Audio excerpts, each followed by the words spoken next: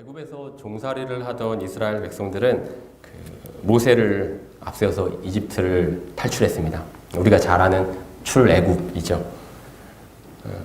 그들은 광야를 지나서 약속의 땅, 젖과 꿀이 흐르는 그 땅 가나안으로 가는 긴 여정을 시작을 했는데요. 이게 많이 길었습니다. 한 40여 년에 가까운 세월을 지내다 보니까 그 사이에 이스라엘을 구성하고 있던 구성원들이 세대가 바뀌게 되었습니다.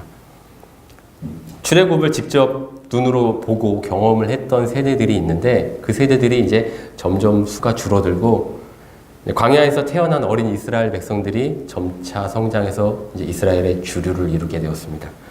문제는 이 출애굽이라고 하는 이스라엘 역사에서 빼놓을 수 없는 이 거대하고 어마어마한 사건을 두고 기성세대와 새로운 이스라엘 신세대 사이에 아주 미묘한 이해의 차이가 생겼다는 점입니다.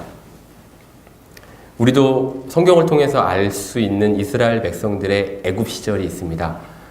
애굽에서의 아주 힘들었던 노예 생활들, 재료도 주지 않고 결과물을 내라고 했었던 애굽 사람들의 간악한 모습들, 그리고 어린 사내 아이가 크면은 힘이 세질까봐 그 어린 사내 아이를 엄마에게서 뺏어갔었던 그 모진 모습들, 그 아이들이 뜻밖의 죽음을 당하게 되는 비극적인 현장에서 갈대상자에 몸을 숨겨갖고 살았던 한 아기, 모세라고 하는 그 아기의 이야기, 그리고 그 아이가 자라서 왕궁에 들어가게 되고 또 그 모세가 죄를 짓고 광야로 가서 그곳에서 살다가 민족의 지도자로 다시 복귀해서 바로 앞에 서게 된 그런 이야기들, 그리고 말도 안 되는 이스라엘 백성들의 요구에 바로가 코웃음을 치다가 하나님께서 보내주신 10가지의 재앙들, 결국은 두 손 두 발 다 들고 이스라엘 백성들이 해방을 하게 된 얘기들도 있습니다. 그리고 무엇보다도 이 출애굽에서 가장 하이라이트가 되는 장면이라고 할 수 있죠.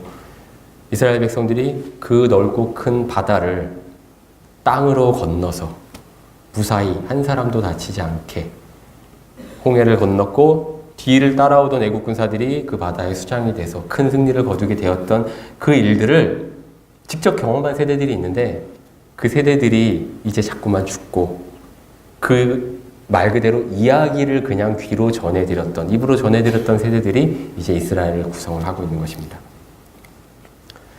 이 모든 일들을 가능하게 했던 하나님의 능력, 하나님의 은혜를 이스라엘의 신세대들은 직접 경험한 게 아니고 말로, 귀로 전해들었기 때문에 아마 정도의 차이가 분명 있었을 것입니다. 오늘 우리가 읽은 이 신명기라고 하는 성경은 딱 이 상태에 놓여있는 이스라엘을 위해서 지도자였던 모세가 남겨놓은 신신당부의 글입니다. 라이프 성경이라고 하는 성경 해설하는 사전이 있는데요. 거기에 보면은 신명기가 이렇게 기록이 되어 있습니다. 신명기는 출애굽 이후 40년간 광야 여정을 마친 모세가 광야에서 태어난 신세대 이스라엘 백성을 위해 광야의 생활을 회고하며 약속의 땅 가나안 땅에서 지켜야 할 하나님의 법을 세 차례의 긴 설교를 통해 상기시켜주는 내용이다 라고 설명을 하고 있습니다. 오늘 세대가 바뀐다는 뉘앙스의 진금 예배와 또 새해가 바뀌고 첫 번째 예배인 첫 번째 주일 오후 예배, 이 모든 이야기들이 이렇게 맞물려서 신명기 이야기를 하면은 반드시 뭔가 생각해 볼 만한 좋은 이야기가 되겠다라는 마음의 확신이 있어서 이 이야기를 여러분들과 나누려고 합니다.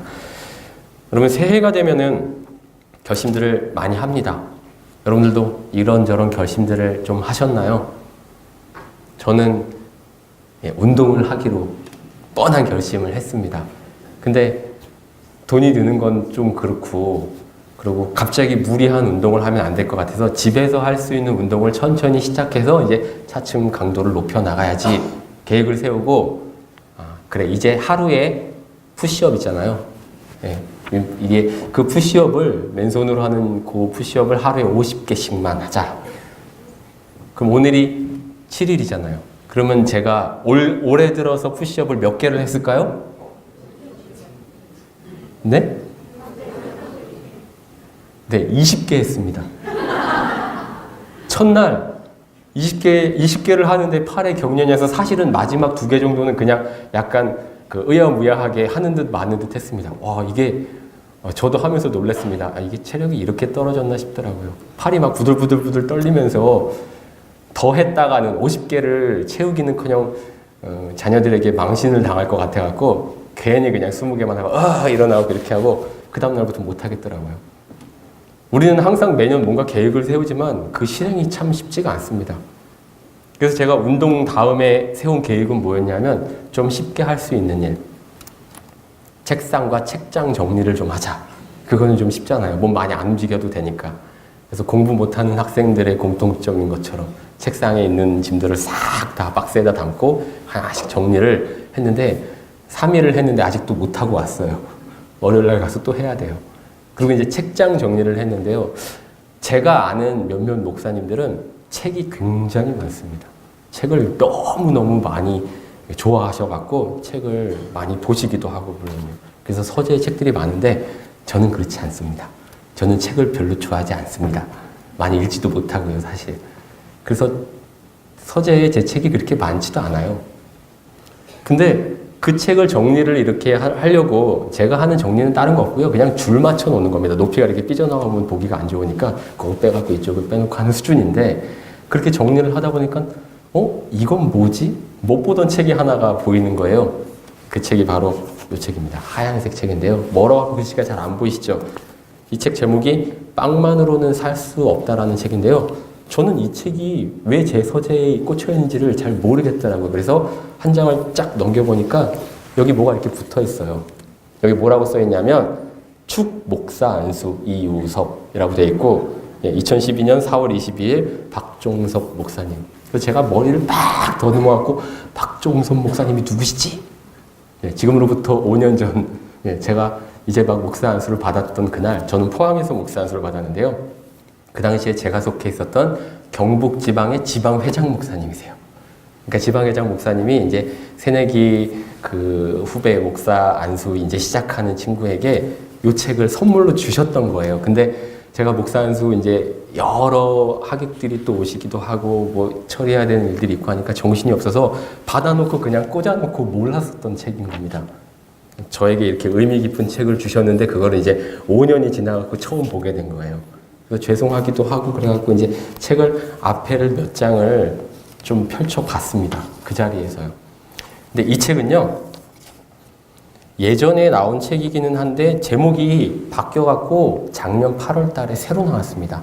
개편이 된 거예요. 개정판이 나왔습니다. 새로 나온 책의 이름은 의무는 지성을 낳고 믿음은 영성을 낳는다. 조금 어렵죠? 예, 의무는 지성을 낳고 믿음은 영성을 낳는다라는 책인데요. 이 책의 저자는 여러분도 잘 아시는 이어령 박사님입니다. 저는 이어령 박사님의 책을 좋아합니다. 근데 그분이 전공이 이제 국어 국문이시다 보니까 서울대도 나오시고 교수 생활도 오래 하시고 여러분 모르시는 분도 혹시 계시겠지만 이분이 우리나라의 첫 번째 문화부 장관을 역임을 하시기도 했고요. 뭐 글이며 책이며 여러 가지 많이 쓰셨습니다. 근데 천부적인 문학적인 소질이 있으신 것 같아요. 그리고 아주 묘사가 디테일, 그 세부적으로 파고 들어가는 묘사가 일품입니다. 제가 이렇게 아무리 말로 설명을 해도 여러분들이 안 와닿 으실 것 같아서 졸음도 깨실 겸 또 새해에 좋은 책도 한번 소개해 드릴 겸 앞에 서문 제일 첫 부분만 조금 읽어 드릴게요. 이분이 어떻게 표현을 사용을 하시는지를 여러분들 한번 좀 들어보셔요. 그냥 저자 서문입니다. 떡이냐 빵이냐 말은 입에서 나오는 순간 사라집니다. 조금 전만 해도 내 가슴과 머릿속에 있던 건데 몸 밖으로 일단 빠져나오면 네 발 달린 말보다 더 빠르게 도망칩니다. 어느새 벌판과 냇물을 지나 산등성이에 구름이 되어 흩어집니다. 때로는 뒤쫓아보지만 그것들은 벌써 다른 사람들의 입에서 입으로 옮겨 다니다가 사막의 낙타, 바다의 돌고래처럼 나와는 아예 무관한 딴 짐승이 돼버립니다. 그래서 저는 글을 씁니다. 말들이 멋대로 새어나갈까봐 덫을 놓습니다. 그런데 문자의 덫에 걸린 그 순간 말들은 생기를 잃고 까무러쳐 버립니다. 맞아요. 말이 기절한 게 바로 글이지요. 그것들을 깨어나게 하려면 문자의 올가미를 풀어 다시 소리치게 하고 그 갈기가 바람에 날릴 수 있도록 해야 합니다. 이런 표현을 쓰세요. 대단하죠? 저만 대단한가요? 이분이 가지고 있는 이 단어의 선택, 그리고 박식함. 이 사람의 지식의 끝이 어디일까 싶은 그 박식함에 정말 표현 그대로 혀가 내둘러지는 수준이었습니다. 다 읽지는 못하고 앞에 부분 조금만 봤는데요.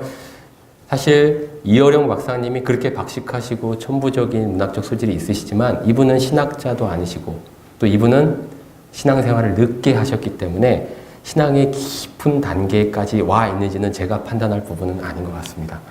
이재철 목사님과 대담을 하셨던 부분도 있긴 있는데 참 참신한 부분이 있구나라고 느끼는 부분들은 있지만 이런 부분들은 생각이 좀 많이 다르다 하는 부분도 분명히 있었습니다.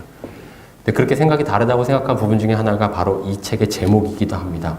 이 책의 제목이 아까 빵만으로는 살 수 없다인데요. 좀 이상하지 않습니까? 빵만으로 살 수 없다. 오늘 우리가 읽었던 우리 성경에는 재료가 다릅니다. 빵이 아니고 뭐죠? 떡입니다. 근데 왜 떡이 아니라 이분은 이거를 빵이라고 다른 단어를 썼을까요? 그런 얘기를 하시는 책입니다. 이분이 자신이 가지고 있는 지식과 자료들을 총동원해갖고 서양, 동양, 그 사이에 있는 중동시대의 문화적인 차이들을 다 계산을 해서 왜 이게 빵이나 떡이나 밥이냐, 이 세 개 중에 단어를 모든 나라들이 번역할 때 다르게 쓰는지 그걸 설명한 책입니다. 아까도 설명드렸지만 저는 그게 뭐가 맞든지 크게 상관하지는 않습니다. 왜냐하면 중요한 건 이 말씀이 성경에 쓰여 있는 본뜻이 뭔지를 우리는 알아채면 되는 거거든요. 신명기 말씀에 모세가 이 표현을 하고 있는 것, 그게 뭘까를 알아내는 게 중요한 거기 때문에 저는 밥이든 빵이든 떡이든 중요하지 않고 통칭 그냥 묶어서 한 단어로 정리해 버렸습니다. 그게 바로 먹을 것입니다. 먹을 것. 한국 사람들은 먹을 거를 참 좋아하는 것 같습니다. 너무 좋아하다 보니까 먹으면 안 되는 거, 먹을 수 없는 것들도 다 먹으려고 합니다. 예를 한번 들어볼까요? 밥을 먹었다. 익숙하죠? 그리고 이제 떡국을 먹었다. 그것도 익숙한 단어입니다. 입으로 들어가서 우리 몸에 소화가 되는 거니까요. 근데 떡국을 먹으면 같이 먹게 되는 게 있습니다. 뭐죠? 신김치요? 아니요. 떡국을 먹으면 너 떡국 먹었으니까 이제 그죠? 나이를 한 살 더 먹게 되죠. 우리나라 사람들은 나이도 먹습니다. 그동안 먹은 밥그릇이 얼만데? 라는 표현을 막 씁니다. 싸울 때. 그죠? 우리가 밥그릇 안에 담긴 밥을 먹지 밥그릇을 먹지는 않는데 꼭 싸울 때는 네가 먹은 밥그릇보다 내가 먹은 밥그릇이 얼만데? 이렇게 싸웁니다.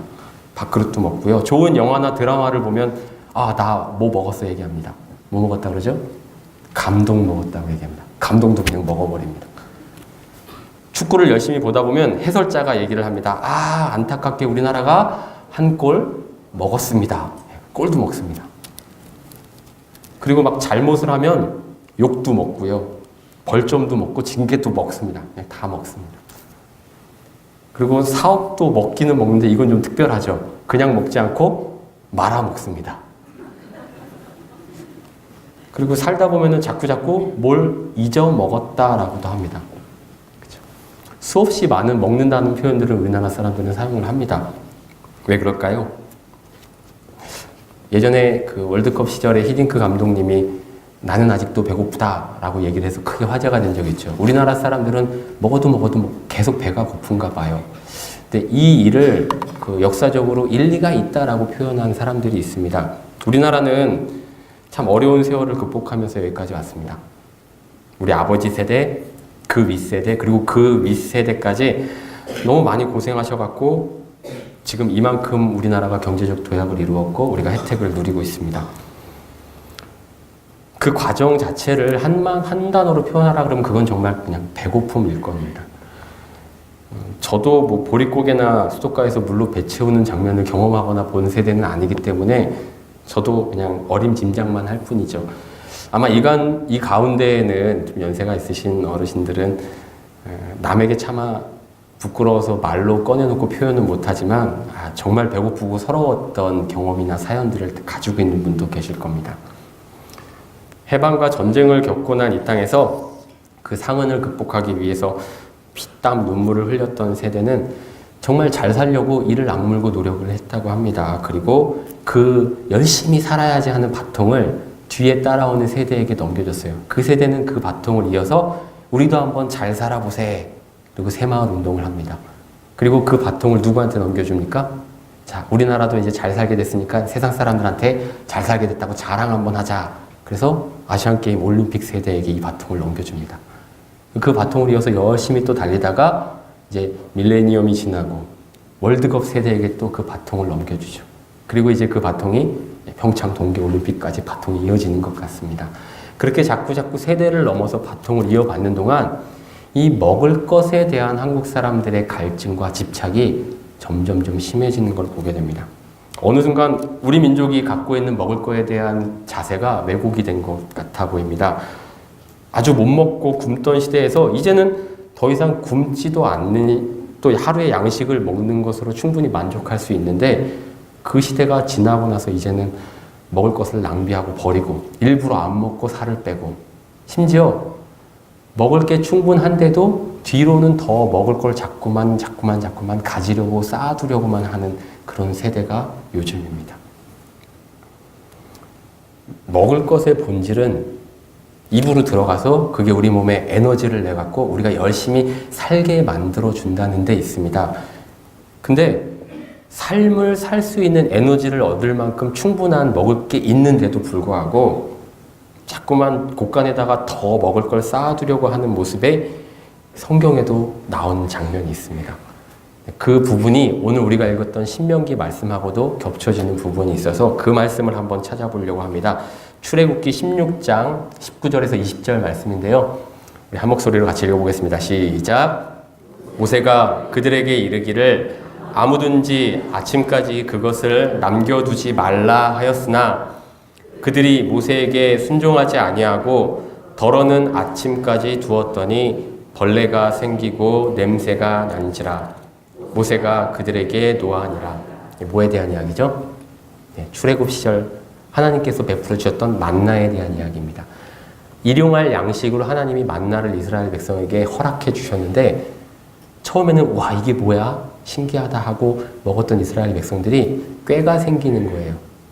그래갖고서는 하루에 일용할 양식으로 주신 만나를 그냥 이렇게 이틀치 갖다 놓고서는 하루 두고 내일 먹지 뭐 했는데, 그렇게 하루 뒀더니 벌레가 생기고 상해서 모세가 화를 냈다라는 표현입니다. 뒷부분에 가면 조금 다른 부분 이야기도 있습니다. 안식일에는 일을 할 수가 없으니까 그 전날에 2배를 챙겨놔라라고 얘기를 하는데 말을 또 안 들어 이스라엘 백성이. 그래갖고 그냥 하루치만 준비하고 있다가 내일 나가서 또 먹을 수 있겠지 나가봤더니 없어요. 이렇게 이스라엘 백성들이 불순종하는 모습들이 어떻게 보면 이 시대에, 특별히 이 대한민국 사회에 먹을 것에 대해서 잘못된 자세를 갖고 있는 우리를 비춰 보여주는 게 아닌가 그런 생각이 들었습니다. 먹을 것에 집착을 하고 그게 넘치게 되면요, 불행해집니다. 그걸 잘 알면서도 인간들은 끊임없이 그 잘못을 계속해요. 먹을 것 때문에 불행해지는 길을 자꾸 선택합니다. 수많은 사람들이 그 길에 빠졌습니다.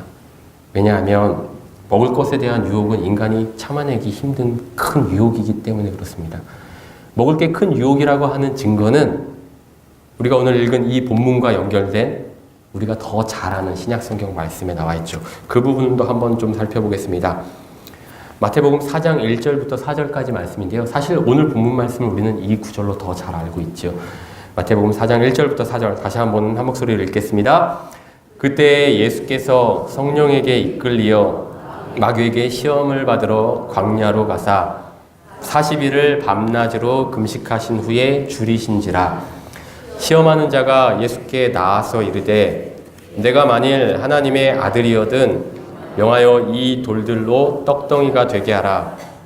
예수께서 대답하여 이르시되 기록되었으되 사람이 떡으로만 살 것이 아니요 하나님의 입으로부터 나오는 모든 말씀으로 살 것이니라 하였느니라 하시니.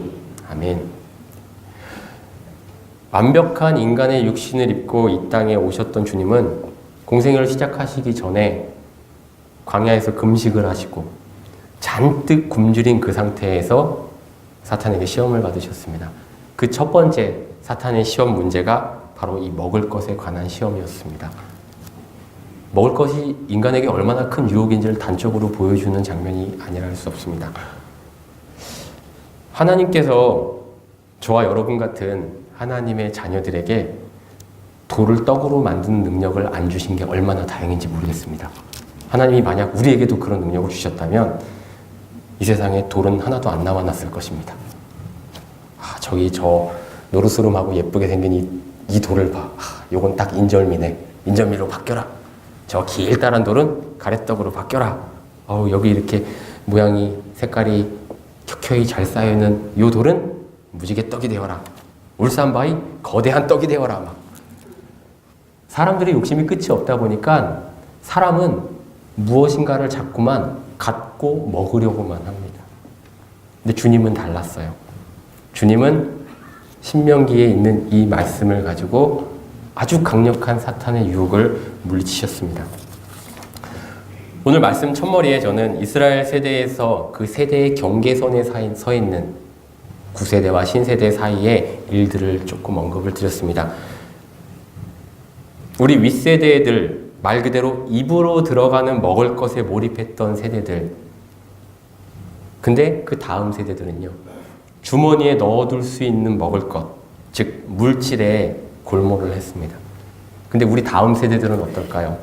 이제 우리와 우리 다음 세대들은요, 또 다른 먹을 것을 향해 지금 맹렬히 달려가고 있습니다. 요즘 세대가 홀린 듯이 쫓아가고 있는 이 시대의 떡은 다름 아닌 육신과 정신의 행복입니다. 행복은 좋은 거 아니에요, 목사님? 말씀하시겠죠. 네, 행복은 좋은 겁니다. 근데 본질을 상실한 행복, 방향성을 상실한 행복은 그 수식이 통하지 않습니다. 단적으로 이 시대가 추구하는 떡의 대표 주자가 뭐가 있을까요? 제가 생각해 본 바로는 이 시대의 젊은 사람들이 가지려고 하는 스펙들, 자격증, 그다음에 각종 화려한 이력들, 내가 이런 것도 했어, 내가 학력이 이래. 그리고 외모, 더 아름답고 더 예쁜, 다른 사람 눈에 띄는 매력적인 외모를 가지려고 무던히도 애를 씁니다. 그 다음에 정보들, 이 시대에 정말로 흘러 넘쳐나는 수많은 정보들 중에서 더 재밌는 정보, 더 맛있는 집, 더 좋은 여행지, 이런 정보들을 많이 얻으려고 합니다. 그리고 그거를 가지고 더 많은 경험들을 하려고 합니다. 근데 그 경험들을 가만히 들여다보면 그게 누군가에게 내가 잘 살고 있어, 잘 먹고 있어, 내가 이만큼 살아 하는 과시에서 드러난 욕심, 결국 그 발현일 때가 많이 있습니다. 다른 이들보다 내가 무언가를 더 누려봤고 더 누렸다는 만족감, 한마디로 자기 만족을 위해서 이 세대는 끊임없이 노력하고 있습니다. 근데 그게 결국은 자기를 불행한 길로 막 몰고 가고 있습니다. 이제는요, 우리가 정말로 필요한 것이 무엇인지를 진지하게 생각을 해보아야 합니다. 정말 필요한 게 뭘까요? 바른 걸 먹고 바르게 사는 것입니다. 오늘 설교 제목을 저는 먹을 것, 사는 것이라고 얘기했는데요. 그거를 원래는 더 줄여서 먹고 사는 것이라고 얘기를 합니다. 우리는 흔히 먹고 사는 것이라고 얘기를 하면 그 뒤에 어떤 단어를 붙입니까? 너무 힘들다. 야, 먹고 살기 힘들다. 내가 먹고 살려고 이렇게까지 해야 되나? 라고 얘기를 하곤 하지요. 예, 어느 순간부터 매일매일 우리가 살아가는 삶을 대변하는 말이 먹고 사는 힘든 일이 되어버렸습니다. 근데 하나님이 우리에게 원하시는 것 그게 아닙니다. 하나님은 우리가 풍요롭게, 더 풍성하게 하나님 안에서 자유를 누리면서 하나님을 마음껏 찬양하기를 원하셨습니다. 바른 것을 먹고 바른 것을 산다는 건 결국 우리를 이 땅에 보내신 하나님의 뜻이 무엇인지를 밝히 깨달아 아는 것입니다. 여기 옆에 보면 우리 2018년도 동안교회 목표가 있죠. 동안교회 표, 한 목소리로 한번 읽어볼까요? 시작! 예, 하나님의 뜻을 이루는 교회입니다. 저게 바로 정답이라고 생각합니다. 하나님의 뜻이 무엇인지를 깨닫고 하나님의 뜻을 알기 위해서 하나님이 나한테 뭐라고 말씀하셨지? 하나님이 이스라엘 백성을 통해 많은 선지자들을 통해 사도들을 통해 주님을 통해 나에게 하신 말씀이 무엇이지? 그 말씀을 열심히 묵상하고 연구하는 것. 그리고 그 말씀대로 주님 아멘입니다. 힘들지만 한번 해보겠습니다. 용기를 갖고 살아가는 것. 그게 우리가 해야 할 바른 먹거리, 바른 삶입니다.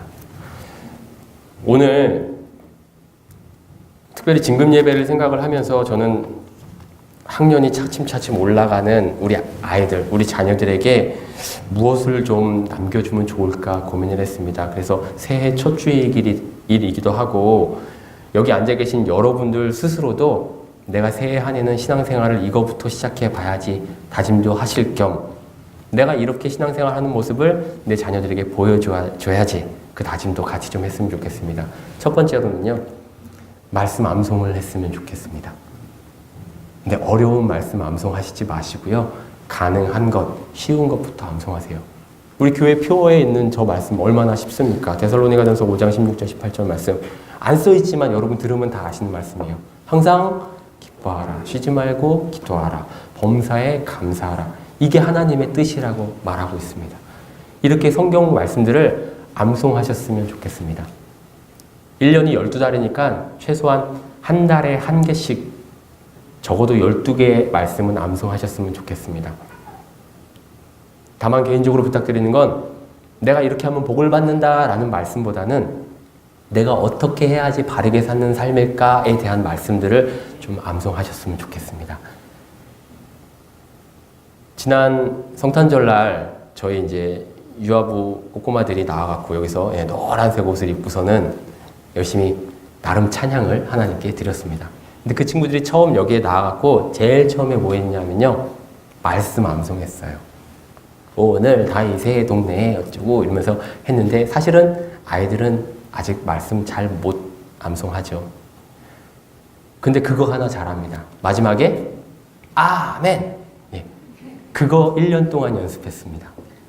저희 유아부에서는 매달 첫 번째 주일날 성경 말씀 암송 카드를 나눠줘요. 그래서 아이들한테 그걸 하나씩 엄마 갖다 드려라 그래서 드립니다. 그리고 그 말씀을 집에 냉장고든 잘 보이는 데는 붙여놓고 엄마 아빠랑 수시로 말씀을 읽도록 아이 귀에다가 말씀을 읽어주도록 그리고 마지막에 아멘은 좀 같이 할 수 있도록 그렇게 요청을 드립니다. 그거를 12개를 합니다. 이제 2살, 3살, 4살 난 아이들도 그 말씀이 나올 때는 고개를 까딱까딱 하면서 따라하고 마지막에 아멘을 합니다. 저는 여러분들도 1년에 12개의 말씀 암송하시는 거 무리가 아닐 거라고 충분히 생각합니다.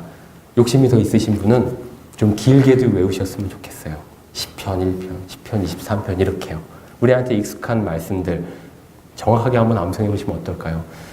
연말에 어느 시상식을 봤는데 아주 인상적인 수상소감이 있었습니다. 어떤 여자 배우가 나와서 수상소감을 발표를 하는데 자기가 평소에 너무너무 좋아했었던 글귀라며 그 이야기를 대신 하겠습니다라고 얘기를 하는데 10편, 23편 여호와는 나의 목자시니 그 말씀을 영어로 암송을 하는 거예요. 처음부터 끝까지 아주 훌륭한 발음으로 아주 유창하게. 그러니까 그 장면만 봐도 저 배우는 저 말씀을 한두 번 암송해 본 게 아니다. 여기 나오려고 급하게 암송한 게 아니구나를 느낄 수 있었습니다. 너무 귀하고 아름답게 느껴졌습니다. 여러분도 새해 한번 도전해 보십시오. 시편 말씀에 청년이 무엇으로 그 행실을 깨끗하게 할 수 있을까요? 주님의 말씀이라고 되어 있습니다. 내가 어떤 일을 할 때 판단의 근거를 삼으려면 내 안에 말씀이 서 있어야 됩니다. 우리가 항상 이 성경책을 들고 다닐 수 없잖아요. 우리가 휴대폰에 성경책 어플을 들고 있긴 하지만 그때그때 이거를 펼쳐내는 것보다 내 머릿속에 마음속에 새기고 있는 말씀을 그때그때 바로바로 떠올리는 게 몇 배나 몇천 배나 빠르죠.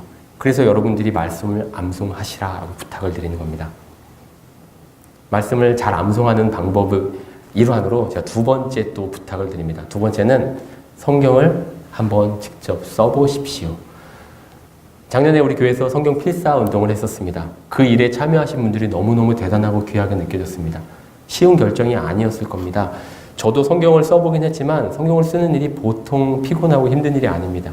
그냥 이런 가사나 글귀를 적어는 거랑은 좀 차원이 다른 게 신경을 무지 많이 써야 돼요. 오타가 나면 왠지 뭔가 큰 불경을 하는 것 같은 느낌이 들기도 하고 더 집중해서 쓰려고 하면은 이게 좀 잘 안 되는 게 있기 마련입니다. 근데 그럼에도 불구하고 저는 여러분들에게 성경을 꼭 한번 써보시라고 말씀드리고 싶습니다. 창세기부터 쓸까요? 마태복음부터 쓸까요? 아니요. 여러분 마음에 드는 성경 한 구절이라도 쓰십시오. 제가 늘 갖고 다니는 조그마한 수첩이, 까만 수첩이 있는데요. 그 수첩은 그냥 한 장씩 쭉쭉 찢을 수 있게 되어 있습니다. 저는 가끔 말씀을 듣거나 아니면 찬양을 하거나 할 때 그게 와 닿으면 그냥 볼펜으로 끄적끄적 씁니다.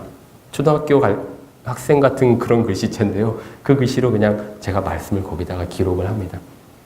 근데 그렇게 기록한 말씀들은 분명 훨씬 더 마음에 와 닿습니다. 그리고 기억에 남습니다. 상대방은 원하지 않지만 가끔 제가 그거를 선물로 주기도 합니다. 여러분들도 글씨를 못 써갖고 안 되겠어. 그런 거 전혀 신경 쓰지 마시고요. 조그만 수첩이라도 가지고 다니시면서 이 말씀이 난 너무 좋다. 너무 와닿는다 싶으시면 그 말씀을 손으로 한번 직접 써보십시오. 그 습관이 여러분들의 삶을 굉장하게 바꿔놓으리라 저는 확신합니다.